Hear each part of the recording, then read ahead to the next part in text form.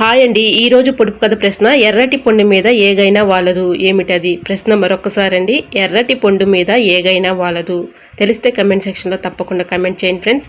ప్రతి ప్రశ్నకు ఆన్సర్ చేసిన ప్రతి ఒక్కరికి నా కృతజ్ఞతలు.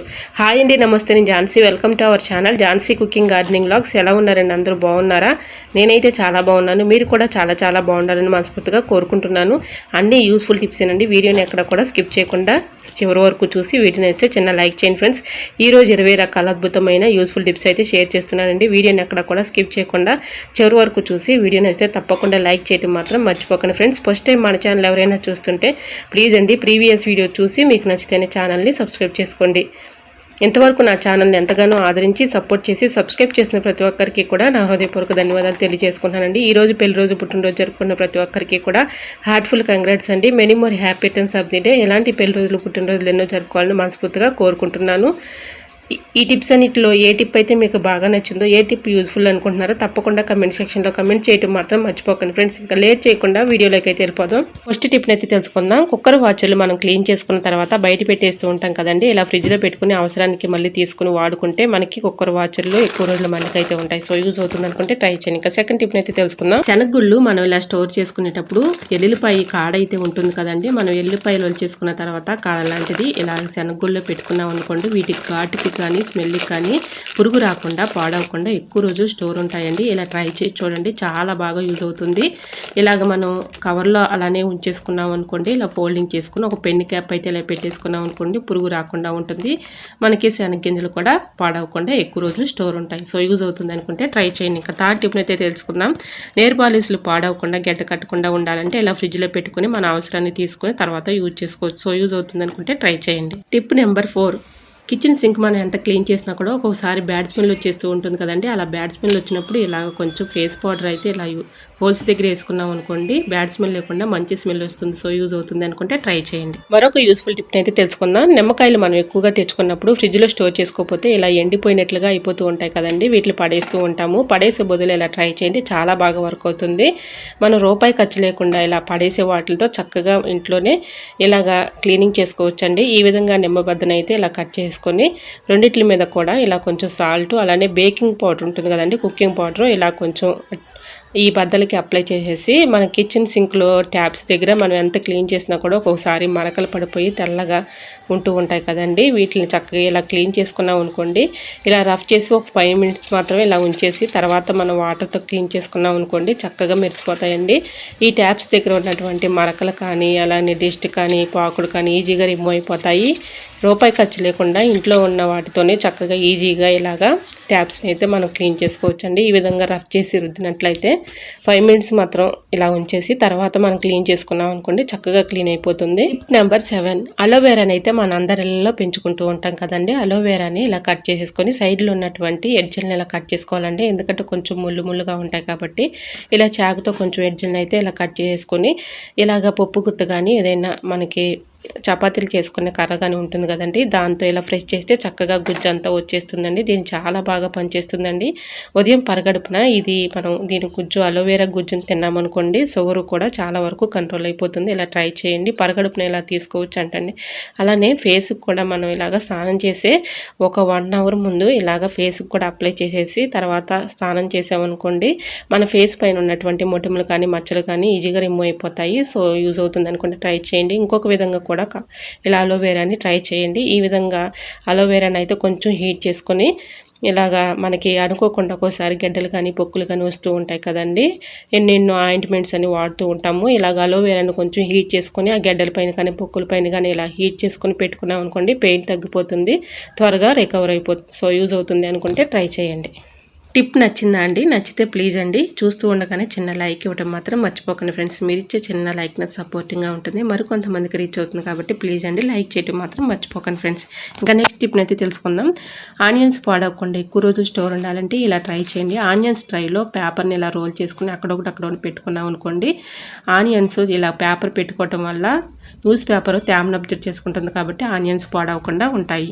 టిప్ నెంబర్ 9, స్విచ్ బోర్డులు మనం ఎంత క్లీన్ చేసినా కూడా బాగా డస్ట్ పట్టేసి మరకలు పడుతూ ఉంటాయి కదండి. ఇలా క్లీన్ చేసుకుంటే అద్భుతంగా పనిచేస్తుంది. ఇలా కొంచెం కాటన్ అయితే తీసుకొని దానిపైన కోకోనట్ ఆయిల్ని ఇలా కొంచెం అప్లై చేసేసి ఇలా స్విచ్ బోర్డులని ఇలా క్లీన్ చేసుకున్నాం అనుకోండి, దీనిపై ఉన్నటువంటి డస్ట్ కానీ అలానే మరకలు కానీ ఈజీగా రిమూవ్ అయిపోతాయండి. ఇలా ట్రై చేయండి, చాలా బాగా వర్క్ అవుతుంది. ఈ ప్రాసెస్లో మనం మెయిన్ ఆఫ్ చేసి మాత్రమే ఇలా స్విచ్ బోర్డుని క్లీన్ చేసుకోవాలండి. లేదంటే మనకి ఒక్కొక్క టైంలో లూజ్ కలెక్షన్స్ వచ్చే అవకాశం ఉంటుంది. కాబట్టి ఈ విధంగా మనం కొంచెం మెయిన్ అయితే ఆఫ్ చేసేసుకుని తర్వాత ఇలా స్విచ్ బోర్డుని క్లీన్ చేసుకున్నాం అనుకోండి, వీటిపై ఉన్నటువంటి డస్ట్ కానీ మరకలు కానీ ఈజీగా రిమూవ్ అయిపోతాయి. ఇలా ట్రై చేయండి, చాలా బాగా వర్క్ అవుతుంది. మనం క్లాత్తో క్లీన్ చేస్తే త్వరగా పోదు కదండి. ఇలా కొంచెం కోకోనట్ ఆయిల్ని ఇలా అప్లై చేసేసి ఇలా క్లీన్ చేసుకున్నాం అనుకోండి, చక్కగా వీటిపై ఉన్నటువంటి డస్ట్ కానీ అలానే మరకలు కానీ ఈజీగా రిమూవ్ అయిపోతాయండి. ఇలా ట్రై చేయండి, చాలా బాగా వర్క్ అవుతుంది. ఇలాగా క్లీన్ చేసుకున్న తర్వాత ఏదైనా ఒక పొడి క్లాత్తో తుడుచుకున్నామంటే చక్కగా మరకలు లేకుండా డస్ట్ లేకుండా ఉంటుంది. చూసారా ఎంత డస్ట్ అయితే వచ్చిందో. సో యూజ్ అవుతుంది అనుకుంటే ట్రై చేయండి. ఇక నెక్స్ట్ టిప్ అయితే తెలుసుకుందాం. అల్లం చెక్కు తీయాలంటే చాలా కష్టపడుతూ ఇబ్బంది పడుతూ ఉంటాం కదండి. చాకుతో తీయాలంటే చాలా వరకు కట్ అయిపోతూ ఉంటుంది. ఇలా బాటిల్ క్యాప్తో ట్రై చేసి చూడండి, చాలా బాగా వర్క్ అవుతుంది. ఇలాగ అల్లం అయితే శుభ్రంగా వాటర్లో క్లీన్ చేసుకున్న తర్వాత ఇసుక అది ఉంటుంది. అల్లానికి ఎక్కువగా ఇసుక అయితే ఉంటుంది కాబట్టి శుభ్రంగా వాటర్లో క్లీన్ చేసుకున్న తర్వాత ఇలా అల్లం అయితే చక్కగా మనం బాటిల్ క్యాప్తో అయితే ఈ విధంగా తీసుకోవచ్చండి. చెక్కు చాలా ఈజీగా సింపుల్గా తీసుకోవచ్చు. మన పని కూడా ఈజీగా సులభంగా చేసుకోవచ్చండి. ఇలా ఎన్ని కేజీల అల్లమైనా చాలా ఈజీగా సింపుల్గా బాటిల్ క్యాప్తో ఈ విధంగా ట్రై చేయండి, చాలా బాగా ట్రై చేయండి. మాత్రం మర్చిపోకండి ఫ్రెండ్స్. ఈ టిప్స్ అన్నిటిలో ఏదో ఒక టిప్ యూజ్ అవుతుంది అనుకుంటే ప్లీజ్ అండి లైక్ చేసి మీ ఫ్రెండ్స్ అండ్ రిలేటివ్స్ షేర్ చేయండి. సిల్వర్ ట్యాబ్లెట్ సీట్లు అయితే అయిపోయినవి ఉంటూ ఉంటాయి కదండి మన ఇంట్లో, అవి పడేయకుండా వీటిని చక్కగా యూజ్ చేసుకోవచ్చు. నా దగ్గర ఖాళీ అయిపోయిన సీట్లు లేదండి, నేను ఫుల్ సీట్లో మీకు చూపిస్తున్నాను. ఇలా సిజర్స్ అయితే మన ఇంట్లో ఉంటూ ఉంటాయి కదండి, కొన్ని రోజులకి షార్ప్నెస్ తగ్గిపోతూ ఉంటుంది. ఇలా షార్ప్నెస్ తగ్గిపోయినప్పుడు ఇలా ట్రై చేయండి, చాలా బాగా వర్క్ అవుతుంది. ఇలా ట్యాబ్లెట్ సీట్ని ఇలా రఫ్ చేసినట్లుగా 4-5 టైమ్స్ ఇలా అనుకుంటూ ఉన్నాం అనుకోండి, ఇలా ట్యాబ్లెట్ సీట్ని ఇలా కట్ చేస్తూ ఉంటే, ఇలా సిజర్ని ట్యాబ్లెట్ సీట్కి ఇలా కట్ చేస్తూ ఉంటే చక్కగా ట్యాబ్లెట్ సీట్కి ఇలా అనుకుంటూ ఉంటే చాలండి, షార్ప్నెస్ ఈజీగా పెరుగుతుంది. మనం ఏది కట్ చేసుకున్నా కూడా చక్కగా కట్ అయిపోతుంది. ఈ విధంగా ట్రై చేయండి, చాలా బాగా వర్క్ అవుతుంది. ఇలా ట్యాబ్లెట్ సీట్ని మనం ఇలా కట్ చేస్తూ ఉంటే షార్ప్నెస్ అనేది చక్కగా పెరుగుతుందండి. ఈ విధంగా మీకు వీడియోలో చూపిస్తున్నాను చూడండి. ఇప్పుడు పేపర్ మీద కట్ చేసి చూపిస్తున్నాను, చాలా బాగా కట్ అయిపోయింది. సో యూజ్ అవుతుంది అనుకుంటే ట్రై చేయండి, 100% వర్క్ అవుతుంది. టిప్ నెంబర్ 12, ఏదైనా ఒక గ్లాస్ తీసుకొని దాని నిండుగా అయితే రైస్ తీసుకోవాలండి. ఈ రైస్లో సిజర్లు కానీ ఇలా చాకులు కానీ ఫేలర్లు కానీ ఇలా పెట్టుకోవటం వల్ల యూజ్ ఏంటంటే, మనం చక్కగా చాకులను అయితే కటింగ్ చేసిన తర్వాత అలానే క్లీన్ చేసుకుని పక్కన పడేస్తూ ఉంటాం కదండి. అలానే పడేస్తే చాకులు షార్ప్నెస్ పోయి ఎక్కువగా తుప్పు పట్టే ఛాన్స్ అయితే ఉంటాయి. కాబట్టి ఇలాగ మనం క్లీన్ చేసుకున్న తర్వాత ఇలా రైస్లో పెట్టేసుకున్నాం అనుకోండి, చాకులు కానీ సిజర్లు కానీ ఫేలర్లు కానీ పాడవకుండా ఉంటాయి.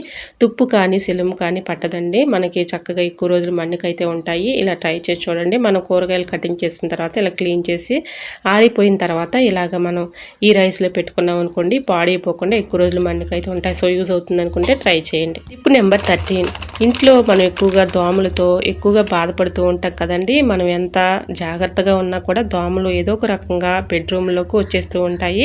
బెడ్రూమ్లో ఎక్కువగా ఉన్నప్పుడు ఇలా ట్రై చేయండి, చాలా బాగా వర్క్ అవుతుంది. ఏదైనా ఒక బౌల్లో కొన్ని వాటర్ అయితే తీసుకొని కర్పూరం బిళ్ళలు అయితే ఉంటాయి కదండి, అవి ఒక 3 తీసుకొని ఇలా వాటర్లో వేసేసుకొని, అవి దోమలు ఎక్కువగా ఏ ప్లేస్లో వస్తున్నాయో ఆ ప్లేస్లో ఈ వాటర్ అక్కడ పెడితే వీటికి ఘాటుకి కానీ స్మెల్కి కానీ అవి రాకుండా ఉంటాయి. సో యూజ్ అవుతుంది అనుకుంటే ట్రై చేయండి. నెక్స్ట్ టిప్ అయితే తెలుసుకుందాం. టిప్ నెంబర్ 14, చేతికి ఇలా వాచ్ పెట్టుకునేటప్పుడు ఒక్కొక్కసారి వాచ్ జారిపోతూ ఉంటుంది కదండి. మనం ఆ డబుల్లో త్వరగా బయటికి వెళ్ళాలనుకున్నప్పుడు ఇలా పెట్టుకోవాలి అనుకున్నప్పుడు కింద పడిపోతూ ఉంటుంది కదండి. ఇలా గ్రిప్పింగ్ కొరకు ఒక క్లిప్ తీసుకొని ఇలా వాచ్ని ఇలా సపోర్ట్గా పెట్టుకొని మన వాచ్ చాలా ఈజీగా సింపుల్గా పెట్టుకోవచ్చండి. సో యూజ్ అవుతుంది అనుకుంటే ట్రై చేయండి.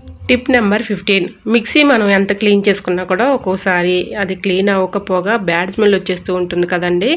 ఇలా క్లీన్ చేసుకోండి, చాలా అద్భుతంగా పనిచేస్తుంది. ఇలా మిక్సీని అయితే కొంచెం ఫేస్ పౌడర్ ఏదైనా కూడా యూజ్ చేసుకోవచ్చండి. కొంచెం ఫేస్ పౌడర్ అని వేసేసి ఇలా ఏదైనా ఒక కాటన్ క్లాత్ తీసుకొని దానిపై ఉన్నటువంటి డస్ట్ కానీ మరకలు కానీ ఈజీగా ఇలా రిమూవ్ చేసుకోవచ్చండి. ఇలాగ ఒక పొడి క్లాత్ అంటే కాటన్ క్లాత్ తీసుకొని కొంచెం పౌడర్ అయితే వేసుకున్నాం కదండి, ఇలా మొత్తం కూడా ఇలా క్లీన్ చేసుకున్న తర్వాత చూడండి, బ్యాడ్ స్మెల్ కూడా ఉండదు, అలానే చక్కగా క్లీన్ అయిపోతుంది. ఇలా ట్రై చేసి చూడండి, చాలా బాగా వర్క్ అవుతుంది. సో యూజ్ అవుతుంది అనుకుంటే ట్రై చేయండి. మరొక యూజ్ఫుల్ టిప్ తెలుసుకునే ముందు చిన్న రిక్వెస్ట్ అండి, మన ఛానల్ ఎవరైనా ఫస్ట్ టైం చూస్తున్నట్లయితే ఉన్నట్లయితే ప్లీజ్ అండి ప్రీవియస్ వీడియో చూసి మీకు నచ్చి కంటెంట్ ఉంది అనుకుంటేనే ఛానల్ని సబ్స్క్రైబ్ చేసుకోండి. వీడియో నచ్చితే ప్లీజ్ అండి లైక్ చేయడం మాత్రం మర్చిపోకండి ఫ్రెండ్స్. టిప్ నెంబర్ 16, ఇట్లాంటివి నెట్ బ్యాగ్స్ మనం ఏదైనా సరుకులు కొన్నప్పుడు వస్తూ ఉంటాయి కదండి. ఇలాంటి నెట్ బ్యాగ్స్ పడేయకుండా ఇలా యూజ్ చేసుకోవచ్చు. బాడీ స్క్రబ్బర్ లాగా యూజ్ చేసుకోవచ్చు, లేదంటే మనం చక్కగా గిన్నెలు కడిగేటప్పుడు స్క్రబ్బర్ లాగా కూడా యూజ్ చేసుకోవచ్చు. సో యూజ్ అవుతుంది అనుకుంటే తప్పకుండా ట్రై చేయండి. టిప్ నెంబర్ 17, ఇట్లాంటి చిన్న రోళ్ళు అయితే అందరిళ్ళలో ఉంటూ ఉంటాయి కదండి. ఇలాంటి చిన్న రోలు ఉంటే ఓకే, లేదంటే మిక్సీ జార్ అయినా తీసుకుని అందులో ఇలాగా ఒక స్పూన్ అయితే పంచదార వేసుకొని, లవంగాలు అయితే ఒక 3-4 తీసుకుని ఇందులో వేసేసుకొని మెత్తగా పౌడర్ లాగా చేసుకోవాలంటే, అంటే నేను క్వాంటిటీ కొంచెమే కాబట్టి ఇలా చిన్న రోల్లో మీకు చూపిస్తున్నాను. మీకు కావాలంటే ఇలా మిక్సీ జార్లో అయినా వేసుకోవచ్చు. ఇలా అయితే నేను కొంచెమే క్వాంటిటీ కాబట్టి ఇలాగా కొంచెం మెత్తగా అయితే పౌడర్ లాగా ఇలా కొంచెమే కాబట్టి మిక్సీ గిన్నెలో వేస్తే త్వరగా నలగదు కాబట్టి ఇలా మీకు చూపిస్తున్నానండి. ఇలా మెత్తగా చేసుకునే ఈ పౌడర్ని ఏదైనా ఒక బౌల్లో వేసేసుకొని, కుకింగ్ పౌడర్ ఉంటుంది కదండి, అలాంటి వంట సోడా అండి, అది ఒక స్పూన్ తీసుకొని ఇది కూడా ఇందులో వేసుకొని కొంచెం పేస్ట్ అయితే తీసుకోవాలండి. ఇలా మనం యూజ్ చేసుకునే టూత్ పేస్ట్ ఏ పేస్ట్ అయినా పర్లేదు, ఇలా కొంచెం అయితే తీసుకుని మొత్తం కూడా చేతితో ఇలా మొత్తం కలిసేలాగా ఇలా కలుపుకోవాలండి. ఈ మిశ్రమం చాలా బాగా పనిచేస్తుంది. మన ఇంట్లో ఎక్కువగా బల్లులు బొద్దింకలతో చాలా విసుగుపోతూ ఉంటాం కదండి. ఎన్నో వాడి చూసినా కూడా అవి ఫలితం లేకుండా పోయి ఉంటాయండి. ఇలా ట్రై చేయండి, చాలా బాగా వర్క్ అవుతుంది. 100% వర్క్ అవుతుందండి. ఇలా మీకు నేను ట్రై చేసిన తర్వాత మీకు చూపిస్తున్నాను. ఈ విధంగా మొత్తం కూడా మిశ్రమాన్ని కలుపుకున్నాం కదండి. ఏదైనా ఒక ట్యాబ్లెట్ సీట్, అయిపోయిన సీట్ని తీసుకుని ఇలాగ ట్యాబ్లెట్ లాగా ప్రిపేర్ చేసుకోవాలండి. ఇలా మొత్తం కూడా ట్యాబ్లెట్ లాగా ప్రిపేర్ చేసుకొని, మనకి ఎక్కువగా బొద్దింకలు బల్లులు ఏ ప్లేసుల్లో ఎక్కువగా తిరుగుతున్నాయో ఆ ప్లేసుల్లో ఒక్కొక్క ట్యాబ్లెట్ కట్ చేసేసుకొని అక్కడ పెట్టుకున్నాం అనుకోండి, వీటి ఘాటుకి కానీ స్మెల్కి కానీ బొద్దింకలు కానీ బల్లులు కానీ మన దరి చేరవండి. సో యూజ్ అవుతుంది అనుకుంటే ట్రై చేయండి, చాలా బాగా వర్క్ అవుతుంది. ఇలా అన్ని ట్యాబ్లెట్లు ప్రిపేర్ చేసేసుకున్న తర్వాత ఒక్కొక్కటిగా కట్ చేసుకోవాలండి. నేనైతే ఇక్కడ 2 చూపిస్తున్నాను. ఇలాగా సిజర్ పెట్టి ఇలాగైతే మొత్తం కూడా కట్ చేసేసుకున్న తర్వాత మనకి ఎక్కువగా ఏ ప్లేసుల్లో ఎక్కువగా తిరుగుతున్నాయో ఆ ప్లేసుల్లో అలా పెట్టేసుకున్నాం అనుకోండి, వీటి ఘాటుకి కానీ స్మెల్కి కానీ రాకుండా ఉంటాయని ఒక్కసారి ట్రై చేసి చూడండి, మీకే రిజల్ట్ అనేది కనిపిస్తుంది. ఈ విధంగా మనకి నైట్ గిన్నెలు కడిగేసిన తర్వాత గ్యాస్ స్టవ్ పక్కన, అలానే కిచెన్ సింక్లో, విండోస్ దగ్గర, ఫ్రిడ్జ్ కింద, అలానే సెల్ఫుల్లో ఎక్కువగా గిన్నెల దగ్గర కూడా ఎక్కువగా బొద్దింకలు వస్తూ ఉంటాయి కదండి. ఆ ప్లేస్లో కూడా ఇలా ట్యాబ్లెట్ని ఒక్కోదాన్ని పెట్టుకున్నాం అనుకోండి, వీటి ఘాటుకి కానీ స్మెల్కి కానీ రాకుండా దూరంగా పారిపోతాయండి. సో యూజ్ అవుతుంది అనుకుంటే ట్రై చేయండి. బొద్దింకలకి బల్లులకి ఎన్నో వాడు చూసే ఉంటారండి, కాకపోతే ఇది మాత్రం ఒక్కసారి ట్రై చేసి చూడండి, చాలా బాగా వర్క్ అవుతుంది. వీటి ఘాటుకి స్మెల్కి అవి రాకుండా దూరంగా పారిపోతాయండి. మనం బొద్దింకలకి బల్లులకి జెల్లులని, ఆయింట్మెంట్స్ అని ఎన్నెన్నో వాడి చూసాము, కానీ ఇలా ట్రై చేసి చూడండి, చాలా బాగా వర్క్ అవుతుంది. ఇలా ఒక్కొక్క ట్యాబ్లెట్ని ఇలా సెల్ఫుల్లో, విండోస్ దగ్గర, ఫ్రిడ్జ్ కింద, అలానే కిచెన్ సింక్లో, గ్యాస్ స్టవ్ కింద ఇలా పెట్టేసుకున్నాం అనుకోండి, ఎక్కువగా నైట్ టైంలో ఎక్కువగా వస్తూ ఉంటాయి కాబట్టి ఆ ప్లేసుల్లో మనం ఇలా పెట్టేసుకున్నాం అనుకోండి, చాలా బాగా వర్క్ అవుతుంది, అవి దూరంగా పారిపోతాయి. సో యూజ్ అవుతుంది అనుకుంటే ట్రై చేయండి. ఇంకా నెక్స్ట్ టిప్ అయితే తెలుసుకుందాం.